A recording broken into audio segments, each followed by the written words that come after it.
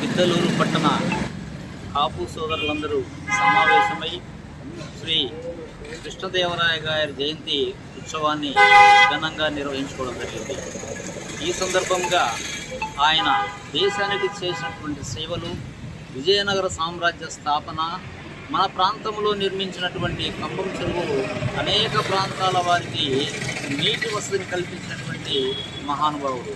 కాబట్టి ప్రతి సంవత్సరము కూడా ఈ కృష్ణదేవరాయలు గారి జయంతిని, వర్ధంతిని జరుపుకొని ఆయనకు జోహార్లు అర్పించేందుకు కాపు సోదరులందరం కూడా ఇక్కడ సమావేశమై దాన్ని సక్సెస్ చేసినటువంటి సందర్భాన్ని వివరిస్తాం.